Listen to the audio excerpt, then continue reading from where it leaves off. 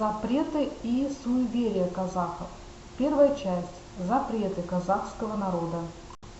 В правописании глаголов в утвердительной начальной форме на конце всегда пишется суффикс «у». Например, бару, утвердительная, повелительная форма образуется простым отсечением суффикса «у». Например, бар, отрицательная начальная форма образуется благодаря присоединению к начальной утвердительной форме таких суффиксов отрицания, как ма, ме, ба, бе, па, пе. Например, бармау, отрицательная повелительная форма глагола образуется простым отсечением суффикса у. Например, барма, қолдану, қолдан, қолданбау, қолданба, ойнау, ойна, ойнамау, ойнама,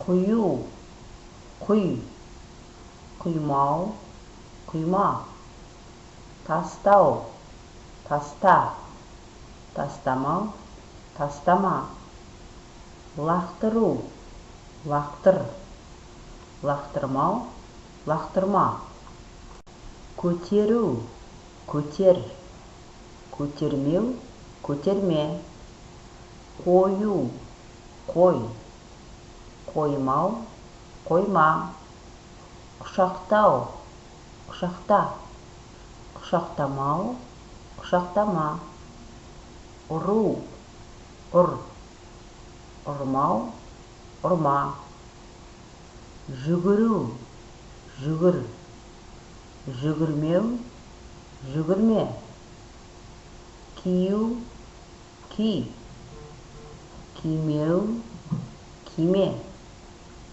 киіну, киін, киінбеу, киінбе, танысу, таныс, таныспау, таныспа, ішу, іш, ішпеу, ішпе, жеу, же, жемеу, жеме, ұйықтау, ұйықта, ұйықтамау, ұйықтама, жуыну, жуын, жуынбау, жуынба, ашу, аш, ашпау, ашпа, жабу, жап, жаппау, жаппа, күту, күт, күтпеу, күтпе,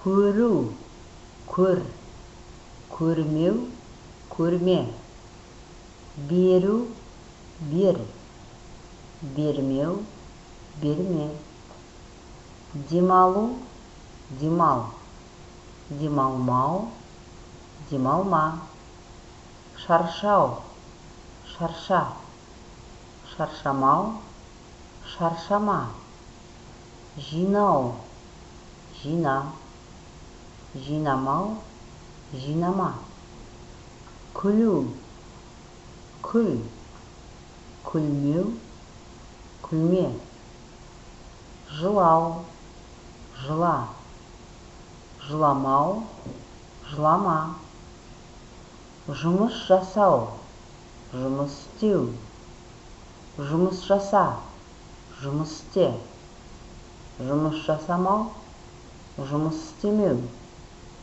жұмыс жасама, жұмыс істеме. в казахском языке есть суффикс отрицания ма. Например, Бар, иди, барма, не иди. В казахском языке есть вопросительная частица ма. Например, сенде телефон барма, у тебя телефон есть? Неопределенные местоимения. біреу айтып жатыр, Кто-то говорит, бірдеме жатыр, что-то лежит. ол әлде қандай зат сұрап жатыр, Он спрашивает какую-то вещь. ол біраз шаршап отыр, Она немного устает. олар бірнеше минут күтіп отыр, Они несколько минут ждут. Кейбір адамдар дәстүрлерді ұмытып кетеді. Некоторые люди забывают традиции. Біз әлде қайда барамыз ба? Мы куда-то идем? Әлде қашан бұрын? Когда-то давно. Отрицательные местоимения. Ешкім келмей жатыр. Никто не приходит. Ештеңе ұмытпа. Ничто не забывай. Ешбірі ұнамайды. Ни один не нравится. Ешқайсысы айтпай жатыр. Никто из них не говорит. Ол маған ешқандай аға емес. Он мне никакой не дядя. Олар ешқайда бармай жатыр. Они никуда не идут. Олар ешқашан ұмытпайды. Они никогда не забудут.